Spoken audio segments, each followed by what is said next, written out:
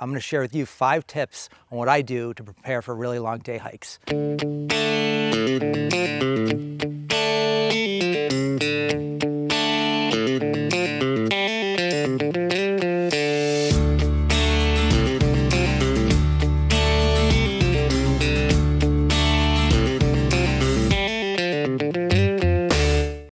Later this summer, I'm going back to Grand Teton National Park, which if you saw my video from last summer, we hiked the Teton Crest Trail. But the problem was we stopped short of Paintbrush Divide. So this summer, I'm going back and I'm making sure I hit that hike. The difference is I only got 1 day to do it. Go up and over Paintbrush Divide, down Cascade Canyon, and it ends up being over 20 miles and over 4,000 feet of gain. And that's not a hike I can just come off the couch and do. So starting now in early March for a hike in the end of July, I got a training plan in place and I'm gonna execute it. I'm gonna share with you today on how you can do the same. Tip 1, get out and do some real hiking. This is something I'm gonna plan for like once a week. And these are gonna be longer hikes, really with no intention other than just getting some miles underfoot. It can honestly even just be a good leisure activity on the weekend. You know, as long as I think you're getting an increasingly progression-based amount of mileage up towards your goal, that's really all you need. This is, you know, don't necessarily stress out about elevation gain. You know, again, if you're getting the miles, like, doesn't really matter so much about hitting a target versus getting in a range. So if 1 week you're going for something in the 6 to 7 range, do that for a week or two, then bump it up to 7 or 8 range and keep going up every couple weeks towards your goal. This is probably the best part about training, because it's literally just like doing the fun part, getting out there and hiking. Better if you can get in the woods and simulate some actual trail walking, like going over rocks and stumps, going up a little uphill, a little downhill. But again, the point isn't really to stress some kind of specific training regimen that day. It's just get out, get on the trail, head some fresh air, get some miles in. This is tip 1 for preparing for your long day hike. Get out, get some miles in on the regular trail. Tip number 2, the treadmill is your friend.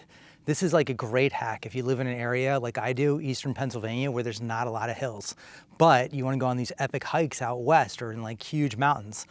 What you can do is, rather than trying to find a small hill that you go up and down, just get on a treadmill, crank that elevation up, and do your walk on the treadmill. Sure, it's boring, but the elevation adds up quick. Now, the one annoying thing about a treadmill is that they're often letting you just set the elevation in terms of incline percentage. Incline percentage doesn't give you, it's not going to report right back to you elevation gain. And I think as a hiker, that's really what you want to target, because that's when you look at a trail where you're going to see over the whole trail how much elevation did you gain in feet or meters. But there's a really easy equation, and I'll give that to you in the comments below, about how you can go from miles per hour, distance, time, and incline percentage to know what your elevation gained was. So it's a great, so that I work the treadmill in twice a week in my workouts preparing for this hike. And same as like my long outdoor hike over the weekend, I'm not going right there out there trying to crank 20 miles at 13% incline. Instead, I'm starting easy and building up a base and then slowly increasing that. The important key to this is you got to train early. That's why this video is coming out now, ahead of any good summer hikes you got planned. But you train early, progress slowly, get in twice a week, and use that treadmill where it's just a hack of you can program that thing to whatever incline you want and then let it rip. All right, tip number 3, and the next thing I'm doing to prepare for my big day hikes, strength training. This one you cannot ignore, but a lot of people do. You gotta find a time to do some squats, do some deadlifts, do some lunges, do some calf raises. But the best thing about this is they don't need to be fancy. You don't need to go to a gym for them. You can easily just, honestly, even start with body weight right at your home. And then once you feel like those become easy, graduate, go get a couple dumbbells.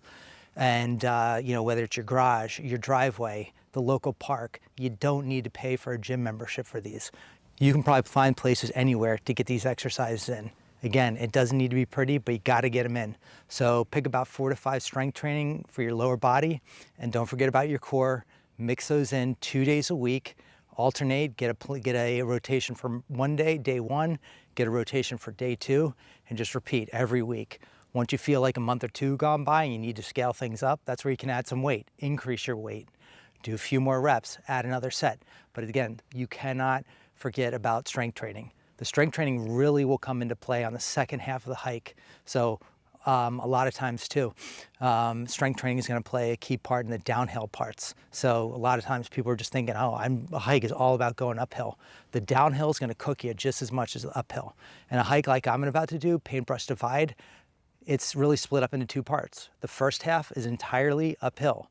So that 4,000 feet of gain, it's all coming in the first 10 miles. But you think, oh, it's all downhill after here in the second half. Unfortunately, that's a lot harder than it seems, because all those muscles that you might not have trained for going downhill, that you haven't used the first half of the day, those are gonna get cooked that second half. So if you don't wanna be limping into the finish line or even unable to walk the next day, make sure you get your strength training in within your workout rotation. All right, tip number 4, training with a loaded pack. This one becomes so much more important if you're going on a multi-day backpacking trip where you know you're going to be hiking big miles with a pack that's weighing 20, 30, 40 pounds. For a day hike, it can also still be something that supercharges your training. So it's essentially going to be adding resistance while you're out doing hiking. So just like I recommended being on that treadmill with the incline, a weighted pack while you're doing a hike, whether it's that long hike on the weekend or even add it into the treadmill with the incline, and you're going to see a lot faster gains with this. This is, so, even on a long day hike, the one I'm gonna be doing, I'm gonna be taking a ton of water, I'm gonna be taking snacks, probably take some camera gear. Who knows how heavy that's gonna end up being, probably 10, 15 pounds. Water adds up fast. So what you can do is, if during your training, put a loaded pack on your shoulders. This can just be a simple backpack. And then in terms of weight, on how to load it, a really great tip on how to create a loaded pack for training is to use water bottles. It's very easily measured in terms of weight. It's something you got at home. You probably have plenty of water bottles for, and you can start easy. And then as you need more weight, just add more water bottles throughout your training. So this is just a great way that if you got training to do and you really want to add another element that it's going to give you strength training and endurance, try a loaded pack on your hikes. Okay, last tip number 5, have a training plan. I think I heard a saying one time that not having a plan to do something is the same as having a plan to fail. And that's totally the case for this. 2 days a week, I'm doing my treadmill hike. Get that incline in, easy way, accumulate elevation gain. 2 days a week, I'm doing strength training. I got a plan for day 1, I got a plan for day 2. Day 3 midweek, right in the middle of the week, I got a nice easy yoga, semi-active recovery day. Then on the weekend, I'm getting my long hike in, and then saving a day to just totally rest. In addition to those, each day doing a core workout, so you're always get your core in, and then just rinse, repeat every week. Add a little bit each week, reevaluate each month, and before you know it, you're going to be accumulating miles right up to where you're looking to do for your hike. Rest a couple weeks before your hike, take it easy, really tone back, and then you'll be ready to go knock out that big massive day hike, whatever mountain you're looking to climb. All right, wrapping this up. 5 tips I'm giving you to really train for your long day hike coming up this summer. Tip number 1, get your long endurance hike in on the weekend. Tip 2, use that treadmill to accumulate elevation gained. Tip 3, don't forget about your strength training. Get some weightlifting in. Tip 4, use a weighted pack to get both endurance as well as strength. And then final, have a plan that you can repeat every week all the way up from now until your hike. One more tip for you. Treat every one of your training hikes like it's the big day. So whether you approach your training day where you're getting a good night of sleep ahead of time, you're hydrating just like you would on your big day hike, you're eating snacks, you're wearing the same shoes, you're wearing similar clothes, then once you get to your big day hike, it's just gonna be rinse, repeat like you did every day in training, and you're gonna have all that much more confidence on being able to get done what you wanna get done. I'd like to hear from you in the comments what big day hikes you got planned this year. Don't forget to like and subscribe.